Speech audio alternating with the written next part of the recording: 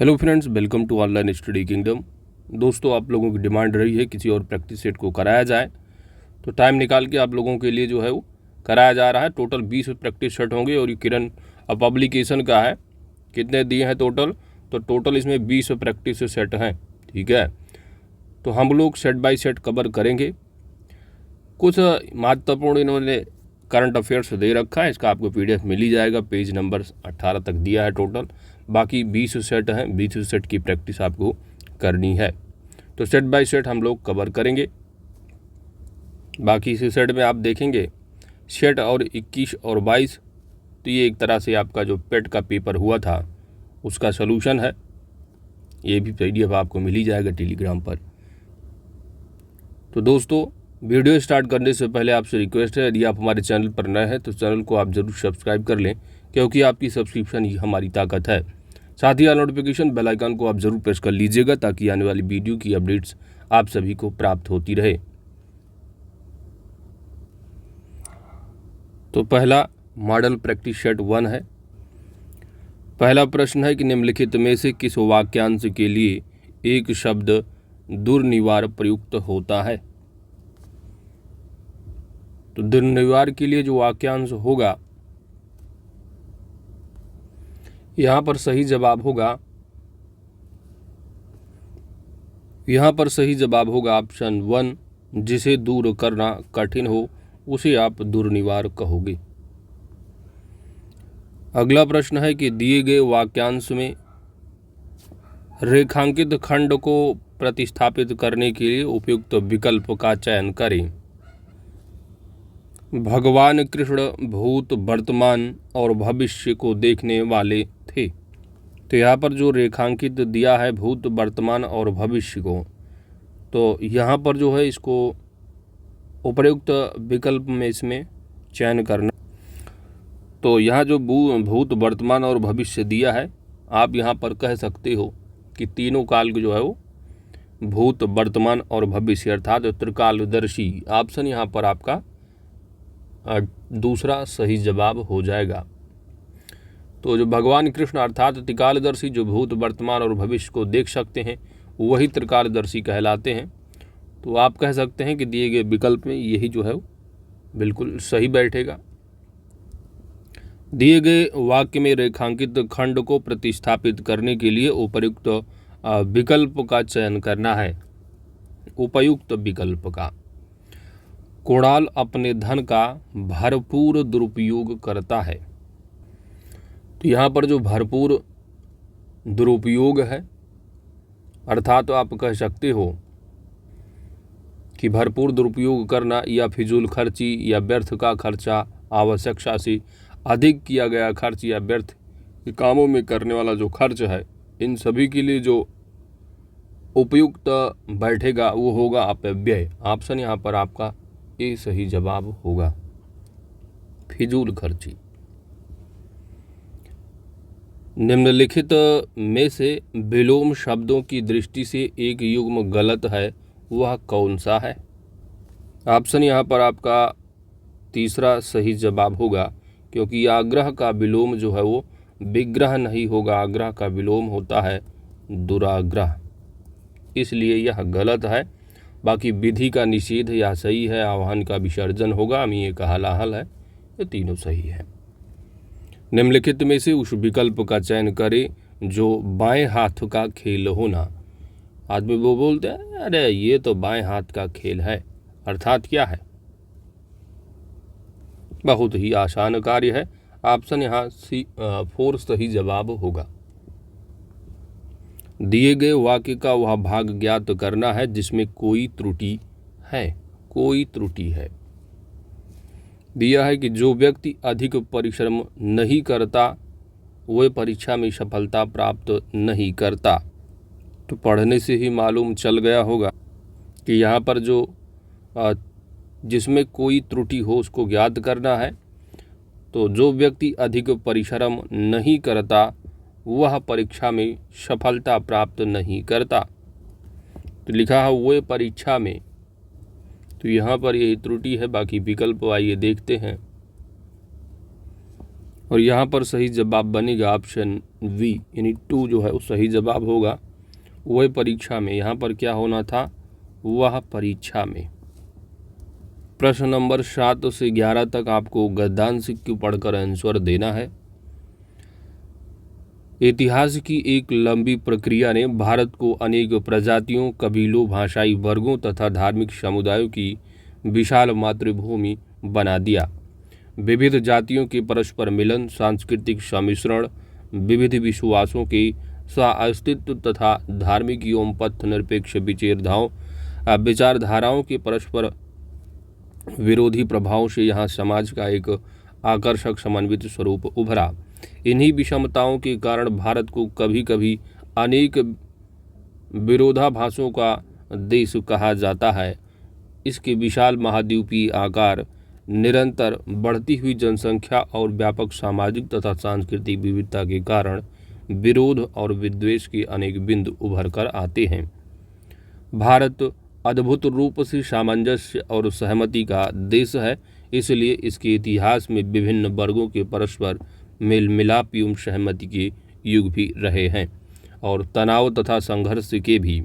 किंतु भारत का जो स्वरूप हमारे सामने प्रमुख रूप से स्पष्ट होता है वह निरंतरता के साथ साथ परिवर्तनशील का तथा सहयोग, सहिष्णुता और उससे बढ़कर पारस्परिक निर्भरता का है।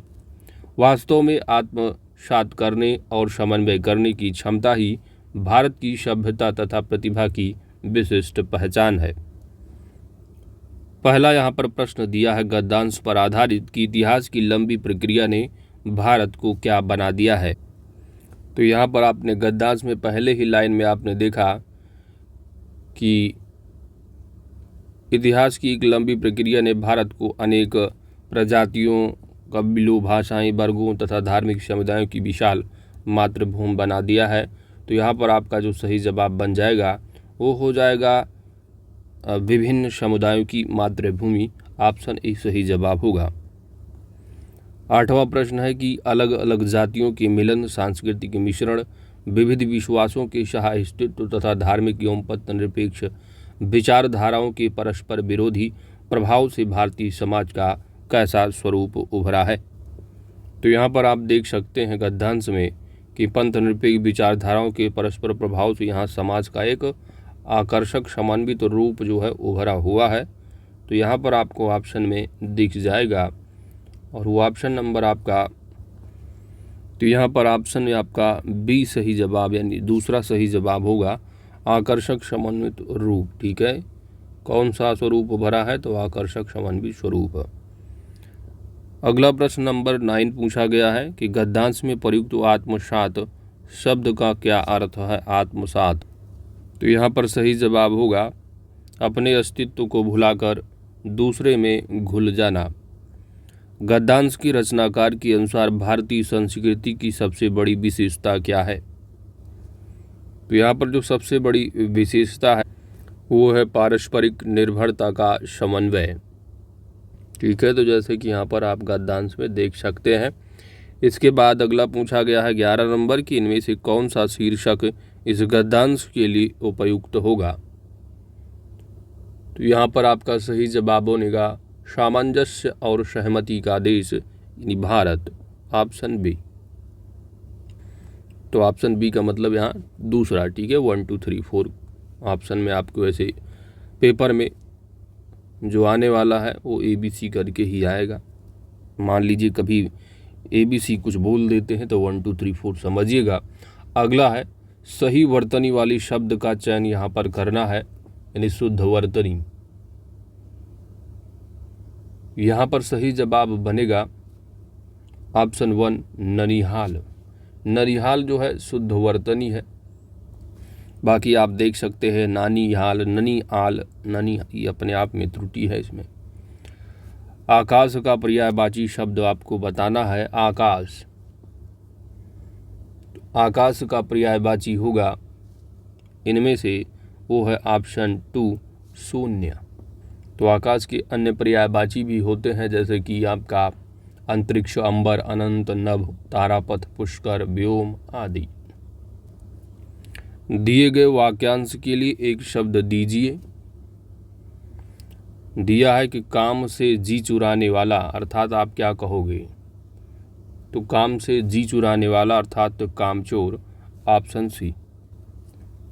शुद्ध वर्तनी वाली शब्द का चयन करना है। यहाँ पर सही जवाब बनेगा ऑप्शन 2, अतिथि गृह। बाकी जो लिखा हुआ है ये अपने आप में त्रुटि है।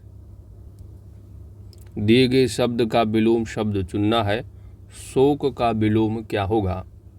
तो शोक शब्द का विलोम होगा ऑप्शन ए, हर्ष।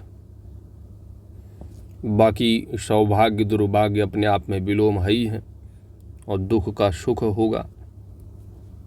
दिए गए शब्द के पर्यायवाची शब्द का चयन करना है। क्षति, तो क्षति का पर्यायवाची क्या होगा? यहाँ पर सही जवाब बनेगा ऑप्शन 3, हानि। सौर किस मूल शब्द से बना विशेषण है? यहाँ पर सही जवाब होगा ऑप्शन 3, सूर्य। तो विशेषण शब्द क्या होता है कई बार ऑलरेडी बताया जा चुका है। वैसे आरओ के एग्जाम में ये टॉपिक बनता है 10 नंबर का यूपीपीसीएस में, तो वहाँ पर ऑलरेडी कवर कराया जा चुका है। और विशेषण आपकी सिलेबस में भी दिया है। तो जैसा कि इसका देखोगे तो संज्ञा अथवा सर्वनाम शब्दों की जो विशेषता बताने वाले शब्द होंगे उन्हीं को जो है वो विशेषण कहा जाता है। जैसे कि एग्जाम्पल के तौर पर राधा एक सुंदर लड़की है। तो राधा एक सुंदर लड़की है, तो कौन सा ऐसा शब्द है जो संज्ञा अथवा सर्वनाम, ठीक है, तो राधा की जो विशेषता यहाँ पर जो लड़की है, लड़की की विशेषता बताई जा रही है। तो जो लड़की है वह कैसी है? सुंदर है। तो यहाँ पर जो सुंदर शब्द है, इसी शब्द के द्वारा लड़की की जो है वो विशेषता बताई जा रही है। तो इसी सुंदर शब्द को आप कहोगे विशेषण शब्द, ठीक है। तो सुंदर यदि विशेषण है तो इसका विशेष बनाओगे तो होगा सौंदर्यता, ठीक है। सुंदर से सुंदरता होगा। तो इसी तरह यहाँ पर जो है सौर जो है एक विशेषण शब्द है, और यह कौन से शब्द का जो है बना विशेषण है? तो यहाँ पर होगा सूर्य, ठीक है। सूर्य क्या है? एक तरह का विशेष्य होगा, जिसकी विशेषता बताई जाए वह विशेष्य है। रिक्त स्थान को भरने के लिए उपयुक्त शब्द का चयन करना है। तुमने मेहनत नहीं की इसलिए क्या हुए? तुमने मेहनत नहीं की इसलिए मेहमान हुए, पागल हुए, सफल हुई, असफल हुए। क्या हुए? बहुत ही आसान, इसलिए क्या है? असफल हुए, ऑप्शन 4। दुस्तर का संधि विच्छेद क्या होगा? दुस्तर का संधि विच्छेद आप करोगे तो दुह प्लस तर होगा। ऑप्शन यहाँ पर आपका सी सही जवाब बन जाएगा। और यहाँ पर आप जानते हो विसर्ग संधि होगा। अगला प्रश्न है, रिक्त स्थान को भरने के लिए उपयुक्त शब्द का चयन करना है। कृपया कूड़ेदान। अब यहाँ पर देखो कि तो कृपया कूड़ेदान से प्रयोग करें, पर प्रयोग करें, में प्रयोग करें, खा प्रयोग करें। तो यहाँ पर उपयुक्त कारक कौन सा बनेगा? तो यहाँ पर सही जवाब बनेगा ऑप्शन 4 का, कृपया कूड़ेदान का प्रयोग करें। यहाँ पर बहुज्ञ का विलोम शब्द बताना है। बहुज्ञ का विलोम बन जाएगा।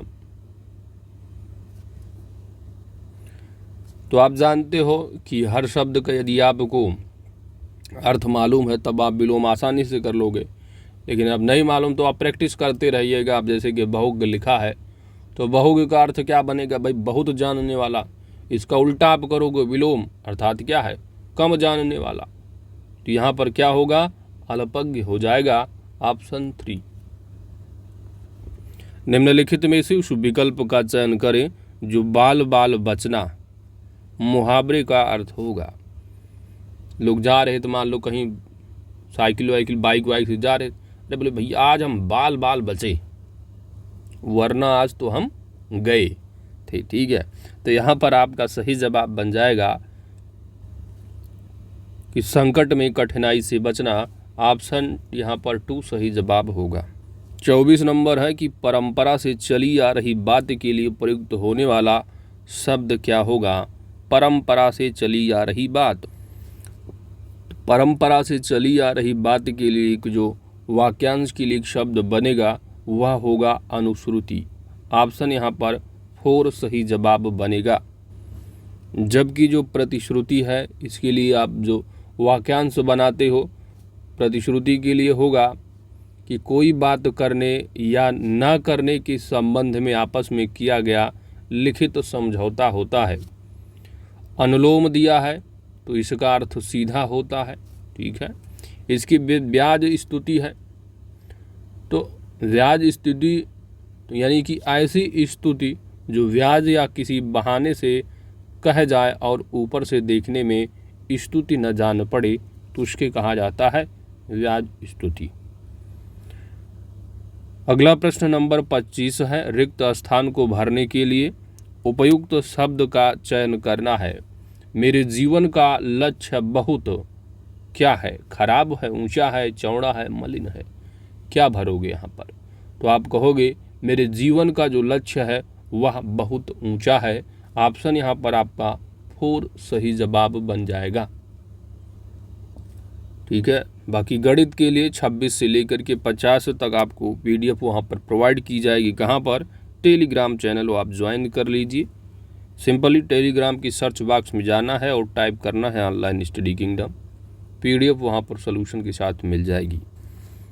तो अगले जो 25 प्रश्न होंगे 51 से लेकर के 75 तक वो आपके जीके से होंगे। पहला प्रश्न यहाँ पर है कि पुरापाषाण युग के पुरातात्विक स्थल भीमबेटका रॉक शेल्टर किस भारतीय राज्य में स्थित है।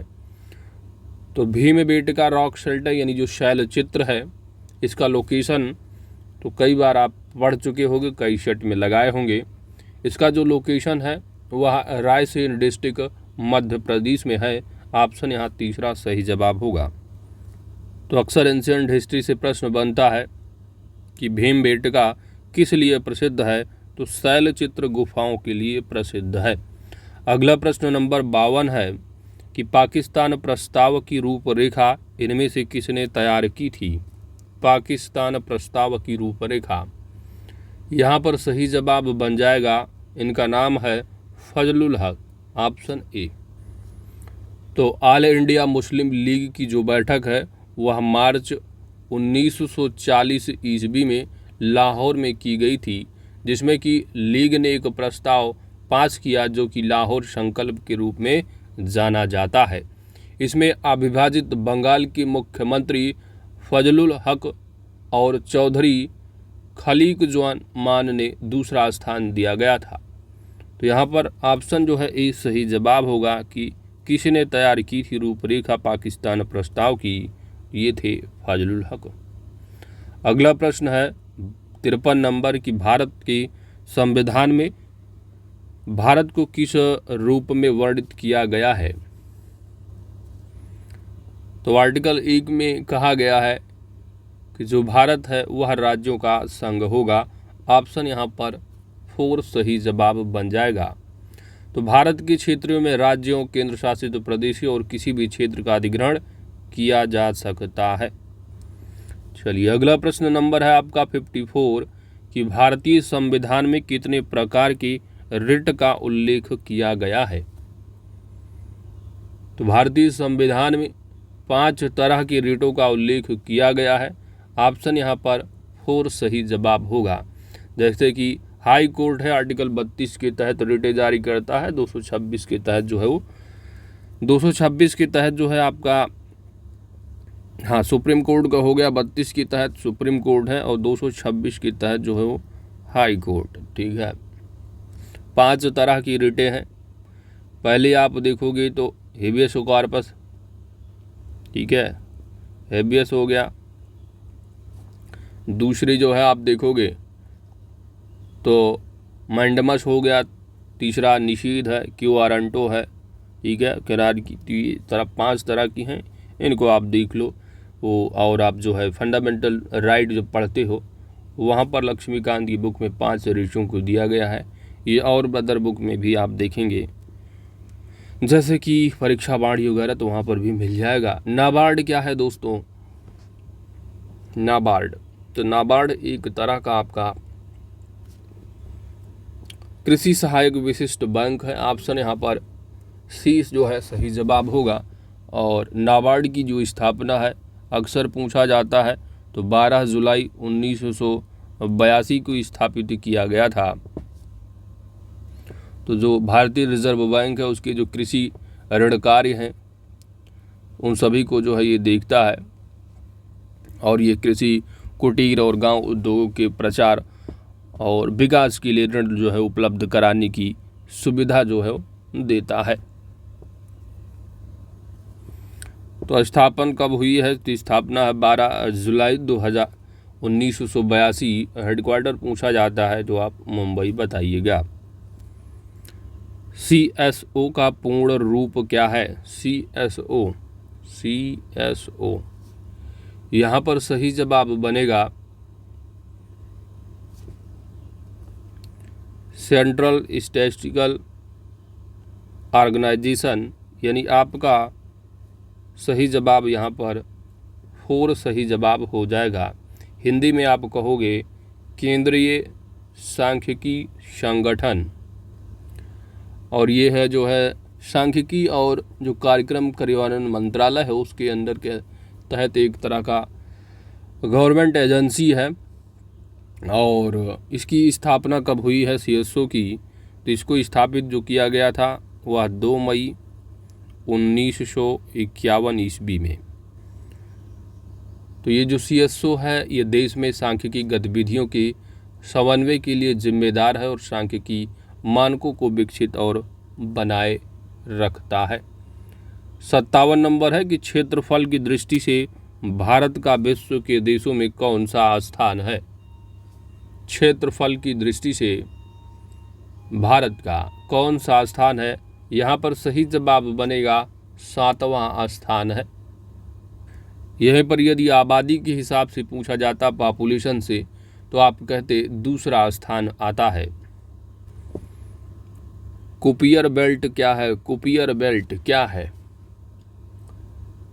पहला दिया है भूमंडलीय पिंड है जो बृहस्पति की परिक्रमा करता है, यह गलत है। एक प्रकार की आकाश गंगा है, यह भी गलत है।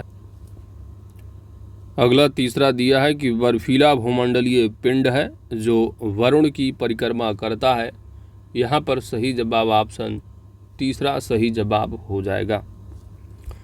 तो जेरार्ड कुइपर के सम्मान में नामित कुइपर बेल्ट नेपच्यून की कक्षा से आगे बढ़ने वाली सौर प्रणाली का एक बेल्ट है। नेपच्यून अर्थात वरुण। निम्नलिखित में से कौन पौधों के लिए एक सूक्ष्म पोषक तत्व नहीं है? तो पौधों के विकास के लिए सूक्ष्म पोषक तत्व आवश्यक होते हैं और संतुलित फसल पोषक में एक महत्वपूर्ण भूमिका निभाते हैं। इनमें जो शामिल होते हैं, बोरान शामिल होते हैं, ठीक है, जिसको कि आप बी से प्रदर्शित करो, और आयरन भी होता है, और का जो कॉपर है तांबा ये भी आपका होता है। इसमें जो नाइट्रोजन है यह नहीं होगा। ऑप्शन 4 सही जवाब बन जाएगा। तो संतुलित फसल पोषण में महत्वपूर्ण भूमिका निभाने वाले बोरान है ना, कॉपर हो गया, आयरन हो गया, मैग्नीज भी होता है, और जिंक भी होता है, निकल भी, क्लोराइड, ये सभी जो है शामिल होते हैं, लेकिन नाइट्रोजन नहीं होगा। ऑप्शन 4 सही जवाब बन जाएगा। कोशिका में राइबोसोम्स का मुख्य कार्य क्या होता है? यहाँ पर सही जवाब बनेगा, देखो राइबोसोम का एक कोशिका है जो कि एमिनो एसिड को एक साथ जोड़कर संवाहक से प्रोटीन बनता है। तो यहाँ पर आपका सही जवाब बन जाएगा ऑप्शन 2 प्रोटीन संश्लेषण। प्याज का खाद्य भाग जो होता है कौन सा भाग होता है? तो प्याज को बल्ब प्याज के रूप में भी जाना जाता है, प्याज एक प्रकार का सब्जी है जो कि एलियम जीन, कौन सा जीन, एलियम जीन की सबसे व्यापक खेती वाली प्रजाति है। तो खाद्य का जो खाने वाला जो भाग है वह कौन सा होगा? तो यहाँ पर सही जवाब बन जाएगा जो उसके गूदेदार पत्ते हैं, ऑप्शन 4। वाहनों की कार्य न करने की परिणाम स्वरूप ऑटोमोबाइल इंजन में कार्बनिक पदार्थ का अपूर्ण दहन होता है जो कि उत्पन्न होता है। तो इससे जो अपूर्ण दहन है, इसके कारण जो उत्पन्न होने वाला है वह क्या उत्पन्न होता है? यहाँ पर सही जवाब बन जाएगा वही जो सिगरेट से निकलता हुआ धुआं है, that is carbon monoxide. Option यहाँ पर आपका ए सही जवाब बन जाएगा। तो अपूर्ण दहन के दौरान कार्बन मोनोऑक्साइड एक घातक विषैले पदार्थ का उत्पादन करता है। अपूर्ण दहन तब होता है जब हवा या ऑक्सीजन की आपूर्ति क्या है, खराब होती है। पानी के प्रवाह के बावजूद कार्बन डाइऑक्साइड के बजाय कार्बन मोनोऑक्साइड और कार्बन उत्पादन होता है। न्यूनतम ज्वलनशील रेशा जो फाइबर होता है वह क्या होगा? इनमें से बताना है आपको। यहाँ पर सही जवाब हो जाएगा वो है कपास सूत, ऑप्शन 3। तो कपास में आग पकड़ने के लिए फाइबर महत्वपूर्ण कारक होता है। गर्भाशय में शिशु के विकास की जानकारी हेतु किसका प्रयोग किया जाता है? शिशु के विकास की जानकारी हेतु किसका प्रयोग किया जाता है? यहाँ पर सही जवाब बनेगा अल्ट्रासाउंड का। तो अल्ट्रासाउंड मानव तरंगों की ऊपरी श्रव्य सीमा से अधिक आवृत्तियों के साथ ध्वनि तरंगे हैं। एक अल्ट्रासाउंड या सोनोग्राम एक इमेजिंग तकनीकी है जो गर्भाशय में एक बच्चे की स्थिति को बताने के लिए उच्च आवृत्ति ध्वनि तरंगों का उपयोग करती है। निम्नलिखित में से किसमें विशिष्ट ऊष्मा का मान सर्वोच्च होता है? किसका विशिष्ट ऊष्मा का मान सर्वोच्च होता है? यहाँ पर सही जवाब होगा जल, ऑप्शन 4। तो जल में उच्च विशिष्ट ताप क्षमता होती है जिसे 1 डिग्री सेल्सियस से 1 ग्राम के तापमान को बढ़ाने के लिए आवश्यक गर्मी की मात्रा के रूप में परिभाषित किया जाता है। इसकी उच्च जो ऊष्मा क्षमता के कारण ही पानी में जो तापमान है वो परिवर्तन को क्या है, कम कर सकता है। अगला प्रश्न है वृत्ताकार अग्निकुंड किस स्थान से प्राप्त हुए हैं? वृत्ताकार अग्निकुंड, तो ये एंशिएंट हिस्ट्री का प्रश्न हो गया आपका। तो यदि आप यूपी स्पेशल कवर किए होंगे तो ये भी मालूम होगा। ठीक है, तो वंतरजी खेजड़ा, ठीक है, ऑप्शन यहाँ पर 1 सही जवाब बन जाएगा।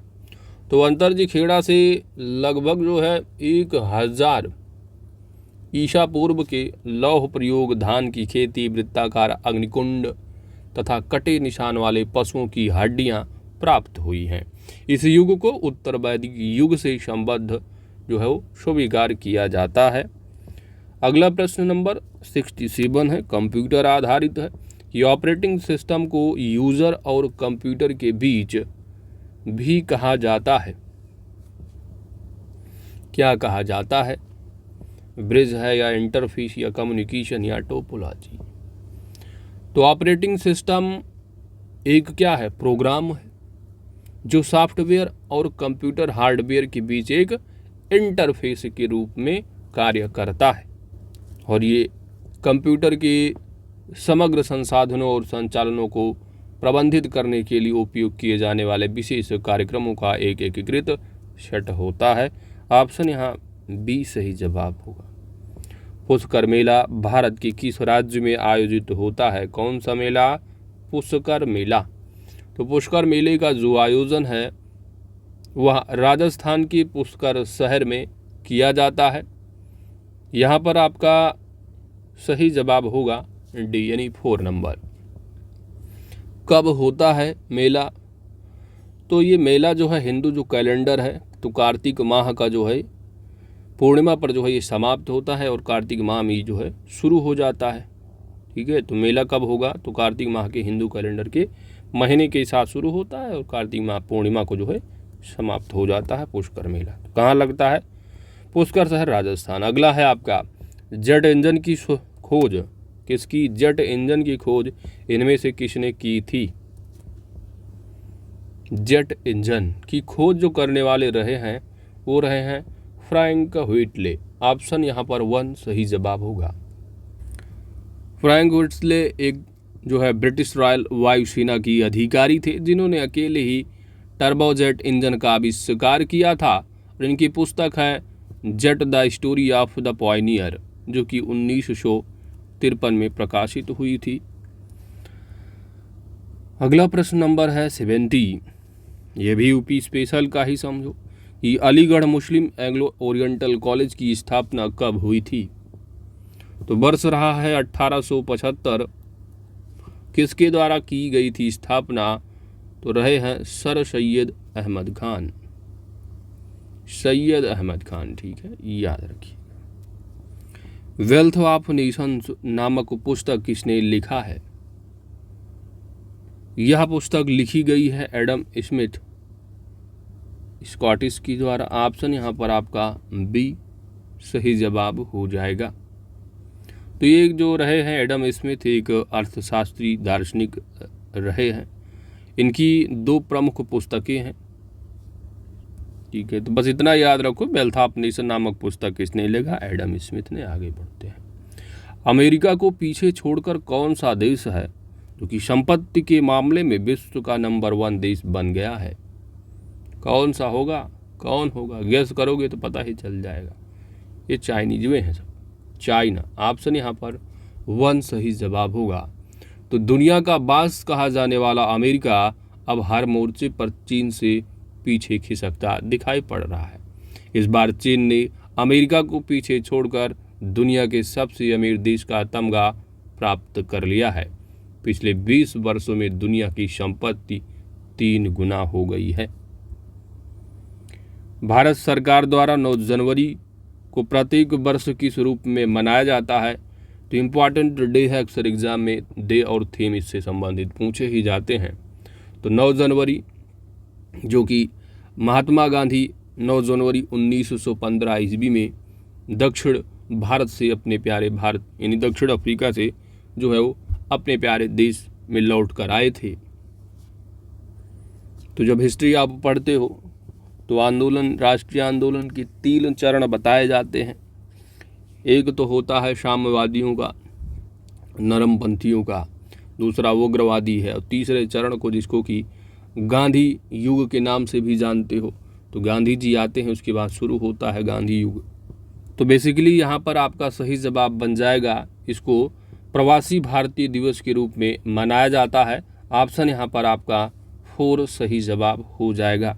तो हर साल 9 जनवरी को उत्तर प्रदेश में bureau of statistic and economics research का गठन कब किया गया। यहाँ पर सही जवाब बनेगा वर्ष 1931 में। भारतीय कनाडाई महिला का नाम बताइए जिसने कनाडा के राष्ट्रीय रक्षा मंत्री के रूप में नियुक्त किया गया है।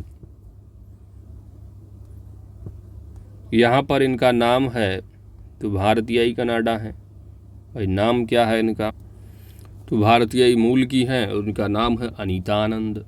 तो भारतीय मूल की कनाडाई राजनेता अनीता आनंद, जिनकी उम्र है 54 वर्ष। तो इनको जो है प्रधानमंत्री कनाडा के कौन है, तो जस्टिन ट्रूडो। तो जस्टिन ट्रूडो के द्वारा कैबिनेट में फेरबदल करके इनको देश का रक्षा मंत्री नियुक्त किया गया है कनाडा का। ये भारतीय मूल की हैं अपने, ये अनीता आनंद हैं। तो जी के प्रश्नों की समाप्ति होती है। अब आता है आपका ग्राम्य समाज एवं विकास से संबंधित। सभी गांवों में सरकार की प्रतिनिधि के रूप में लेखपाल जो नियुक्त किए गए वह किस वर्ष में नियुक्त किए गए। तो ब्रिटिश शासनकाल में सरकार के प्रतिनिधि के रूप में सभी गांवों में वर्ष रहा है 1918। 1918 ईस्वी में लेखपाल को नियुक्त किया गया था। किसकी पटवारी पटेल शान बोगरू व कारनाम अधिकारी भी कहा जाता है? यहाँ पर सही जवाब बनेगा दोस्त, यहाँ किसको, ठीक है, लेखपाल। ऑप्शन यहाँ बी सही जवाब है। अगला प्रश्न है आपका, भू राजस्व अधिनियम की धारा 33 में वर्णित वार्षिक रजिस्टर क्या है? तो वार्षिक रजिस्टर जो है एक तरह का खतौनी है। ऑप्शन यहाँ पर 1 सही जवाब हो जाएगा। तो इस धारा में यानी 33 नंबर धारा में जो वर्णित है वार्षिक रजिस्टर के नाम से, जो कि कागजात वर्णित है, जिन्हों की आप व्यवहारिक भाषा में खतौनी कहते हो। खतौनी के संबंध में सत्य कथन क्या है? पहला दिया है कि इसे वार्षिक रजिस्टर भी कहते हैं, बात बिल्कुल सही। इसका वर्णन भू राजस्व अधिनियम में है, धारा भी पढ़ ही रहे हो आप 33। इसमें 13 खाने होते हैं, तो खतौनी में 13 खाने होते हैं, ये भी आप कवर किए हो घंटा चक्र में। तो खतौनी में 13 कारम, जिसमें कि 7 से लेकर भैया 12 तक जो है आपका क्रमवार फसली आदेश दर्ज किए जाते हैं, और कॉलम 13 जो आखिरी टिप्पणी कर दी जाती है। तो उपयुक्त यहाँ सभी सही जवाब बन जाएगा। उत्तर प्रदेश में वैकल्पिक ऊर्जा से संबंधित राज्य स्तरीय पार्क की स्थापना कहाँ पर की गई है? वैकल्पिक ऊर्जा से संबंधित राज्य स्तरीय पार्क, यहाँ पर सही जवाब बन जाएगा लखनऊ में, ठीक है। तो लखनऊ के जू में, चिड़ियाघर में किया गया है। उत्तर प्रदेश के किस शहर में गलवान घाटी के बलिदानों के लिए स्मारक का निर्माण किया जाएगा? तो उत्तर प्रदेश का डिस्ट्रिक्ट है नाम परिवर्तित इलाहाबाद का, दैट इज प्रयागराज। ऑप्शन यहाँ पर बी सही जवाब हो जाएगा। 81 के बाद 82 है कि हाल ही में उत्तर प्रदेश SC/ST आयोग का चेयरमैन किसे नियुक्त किया गया है? तो SC/ST आयोग के जो चयन है और राज्यपाल की संस्तुति पर होता है चयन, और चयन जो किया गया है ये है बाबू साहब, ठीक है, राम बाबू हरित को। अगला प्रश्न है कि जोतदार होते हैं, जोतदार किस हैसियत से भूमि धारण कर रहे हैं, इसका जो वर्णन है वह कहाँ पर किया जाता है? तो खतौनी है, सजरा है, खसरा है, नक्शा है, किस में होता है? तो इसका जो वर्णन है वो आपको खतौनी में मिलेगा। ऑप्शन यहाँ पर 1 सही जवाब हो जाएगा। वार्षिक रजिस्टर कितने वर्षों में तैयार किया जाता है? वार्षिक रजिस्टर कितने वर्षों में तैयार किया जाता है? तो यहाँ पर सही जवाब होगा 6 वर्ष में एक बार तैयार किया जाता है। ऑप्शन तीसरा यहाँ सही जवाब हो जाएगा। इसमें किसी व्यक्ति या परिवार की सभी खसरों की सूची व्यक्ति परिवार की खतौनी में होती है। अगला है आपका सीमा 2 तक चिन्ह किसके साथ नत्थी होते हैं? सीमा 2 तक चिन्ह, तो भैया जो सीमा 2 तक चिन्ह है किसके साथ होगा? सिंपल सी बात, खतरा के प्रथम पृष्ठ के साथ ही नत्थी रहता है। ये सब ऑलरेडी पढ़ चुके हो। ऑप्शन यहाँ पर आपका 1 सही जवाब। आगे बढ़ते हैं। अगला प्रश्न नंबर 86 है दोस्त, सीमा 2 तक चिन्हों की सूची के संबंध में सत्य कथन बताना है। इसमें सीमा चिन्हों का वर्णन होता है, बात बिल्कुल सही हो जाती है। यह सीमा विवाद निपटाने में सहायक होता है, बिल्कुल सही। यह खसरा के साथ नत्थी होता है, तो उपयुक्त यहाँ सभी सही जवाब बन जाएगा। 87 नंबर है कि दिनचर्या वही या डायरी कौन रखता है? कौन रखेगा? तो लेखपाल साहब रख लेंगे अपने पास, ठीक है। तो ऑप्शन यहाँ पर 1 सही जवाब होगा। लैंड रिकॉर्ड्स मैनुअल के पैरा कितने में? पैरा 47 में दिया गया है। तो इसके अनुसार लेखपाल अपने हलका या क्षेत्र में जाने से पहले एक डायरी लिखो, वहाँ दिनचर्या बही खाता रखो। ऑप्शन 1। उत्तर प्रदेश का पहला ब्लैक फंगस सेंटर कहाँ बनाया जा रहा है? उत्तर प्रदेश का पहला ब्लैक फंगस सेंटर कहाँ पर बनाया जाएगा? कानपुर में बनाया जा रहा है। ऑप्शन यहाँ बी सही जवाब है। हाल ही में चर्चा में रहा अमरनाथ झूमरनाथ मंदिर उत्तर प्रदेश की किस शहर में स्थित है? कौन सा मंदिर? अमरनाथ झूमरनाथ मंदिर। तो वापी मस्जिद भी आजकल न्यूज़ में चल रही है, वो भी पूछा जाएगा, लोकेशन याद रखिएगा। न्यूज़ चैनल देखते होगे, मूड अपना ख़राब करते होगे तो देखते होगे चैनल, आपको मालूम हो गया होगा वाराणसी में है। तो ये रहा है अमरनाथ झूमरनाथ मंदिर उत्तर प्रदेश की किस शहर में स्थित है? आपका सही जवाब बन जाएगा ललितपुर में, ऑप्शन 1। तो ये खबरों में रहा है, चर्चा में रहा है, क्योंकि ललितपुर की अमरनाथ झूमरनाथ मंदिर के पास ग्राम ससुआ है। कौन सा ससुआ? ग्राम ससुआ। तो ग्राम ससुआ के एक बड़ा तालाब है, उसके निकट खुदाई की गई और खुदाई में भगवान शिव, याद रखो, भगवान शिव के गढ़ कौन? नंदी। तो नंदी की सैकड़ों वर्ष जो है कि पुरानी मूर्ति मिली है और यह मूर्ति चंदेल कालीन वंश से बताई जा रही है। किस वंश से? चंदेल कालीन से। ठीक है, तो याद रखो, ये इंपॉर्टेंट तथ्य है। कहाँ मिली? तो यह ललितपुर का गांव है, एक ससुआ गांव, वहाँ पर खुदाई की गई तो भगवान शिव के जो नंदी हैं इनकी जो है सैकड़ों वर्ष जो है मूर्ति मिली है पुरानी, और यह मूर्ति किस वंश से संबंधित बताई जा रही है? तो चंदेल कालीन वंश। ठीक है, दिनचर्या वही के संबंध में सत्य कथन क्या होगा? पहला दिया इसका वर्णन, पैरा 47, बात बिल्कुल सही। लेखपाल की पर डे के कार्यों का वर्णन, यह भी सही है। 1 अगस्त से 31 जुलाई के अवधि के कार्यों का वर्णन, यह भी सही है। भाई कृषि ईयर यही होता है। यहाँ पर सही जवाब ऑप्शन 4 हो जाएगा। दिनचर्या वही के नियत आकार का जो नाम है वह बताना है आपको। तो यहाँ पर सही जवाब है आपका प्रपत्र संख्या। तो ठीक है, ऑप्शन यहाँ दूसरा सही जवाब होगा। अगला भी देख लो आप। Excuse me. हाँ, दिनचर्या में कुल पृष्ठ व अनुपूरक जो पृष्ठ होते हैं, ठीक है, दिनचर्या पीछा ही नहीं छोड़ रहा। बताओ भाई किसमें कितने पृष्ठ हैं, अनुपूरक पृष्ठ होते हैं? यहाँ पर सही जवाब आपका बन जाएगा दोस्त। कुल जो है वो कुल पृष्ठ देखोगे तो 60 पृष्ठ होते हैं और अनुपूरक पृष्ठ यानी कि जो जब ये पृष्ठ भर जाते हैं तो इसमें अनुपूरक पृष्ठ भी जोड़े जा दिए जाते हैं, जिनकी संख्या 20 होती है। तो ऑप्शन यहाँ पर 1 सही जवाब हो जाएगा। जमींदारी के रजिस्टर को किस नाम से जानते हैं? तो उत्तर प्रदेश में जमींदारी उन्मूलन एवं भूमि सुधार अधिनियम कौन सा है? 1950 का है। तो 1950 के लागू होने से पहले जो है प्रत्येक गांव के लिए दो तरह के अधिकार अभिलेख होते थे। पहला रहा है खेवट और दूसरा होता था खतौनी। तो जो खेवट होता था और खेवट को ही जमींदारी का रजिस्टर कहते थे। तो ऑप्शन यहाँ पर आपका दूसरा सही जवाब हो जाएगा। उत्तर प्रदेश जमींदारी उन्मूलन एवं भूमि सुधार अधिनियम कब लागू हुआ? वही अभी देखो 1950 सही जवाब हो जाएगा। अगला प्रश्न है आपका कि देश का पहला वर्चुअल मॉल किस राज्य के द्वारा खोला जा रहा है?